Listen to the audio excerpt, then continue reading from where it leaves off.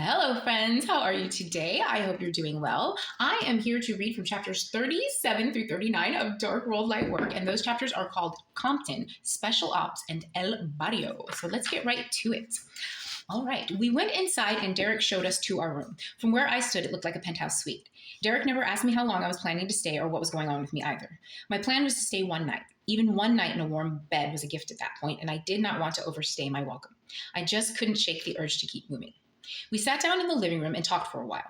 Derek invited another mutual friend over. This was either to catch up or to act as a buffer. I didn't have the time to figure out which. It seemed like everyone was happy to see me, but also very aware of the rather large elephant accompanying me and my small dog on something that was clearly not a vacation.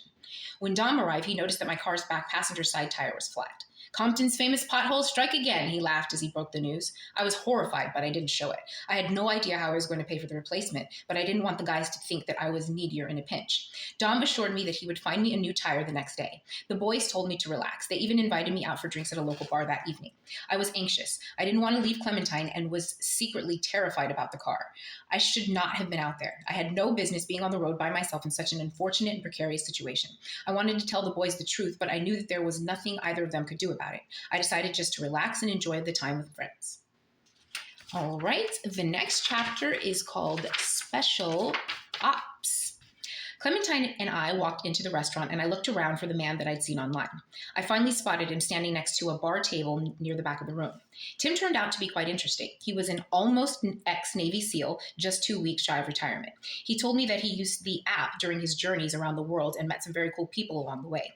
We mostly talked about food and travel. He also showed me some photos of previous adventures. Clementine was in her pink backpack at my feet the entire time. I was laughing and talking to the man, but my focus was on her for the most part.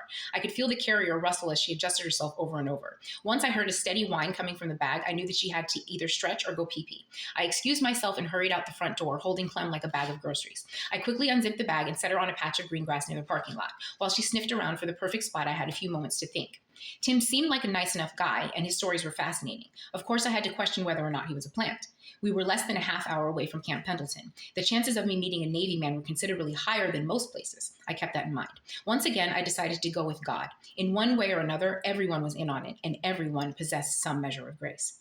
At the end of the evening, Tim asked me if I wanted to meet him for pho in a couple of days. Of course, I said yes. I didn't exactly trust the guy, mostly because of his almost former occupation, but I was just as fascinated by it. Because of this, I decided to play it by ear instead of jumping to conclusions. During the second dinner, Tim offered to host Clementine and I for a few nights. He told me that he just rented an Airbnb for the next few months. He'd only been in the place for a couple of days himself. That story made me even more suspicious. This almost ex-high-level military operative had invited me to stay at the house that he had just moved into 2 days prior. I didn't believe Tim's story, but I really wanted to sleep inside. All right, and the last one is El Barrio.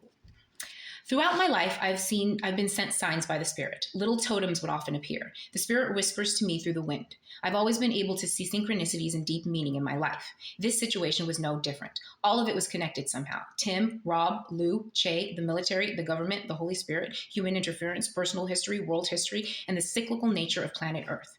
At the end of the night, Rob offered to let me park in the back of the junkyard next to his travel trailer. I eagerly accepted. I was touched by the offer and also gutted that he lived in a junkyard and not a house.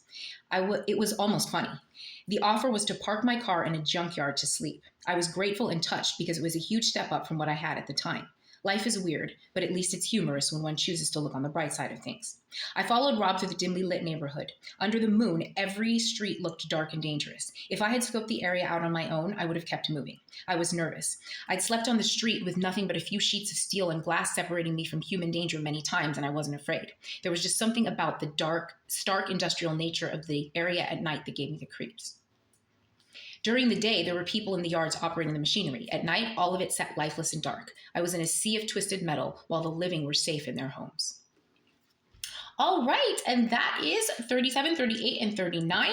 And next we are going to read from 40, 41, and 42, and those chapters are called Church in the Wild, Near Death, and Homesick. Yay! And we made it with under 5 minutes. Love you. Bye.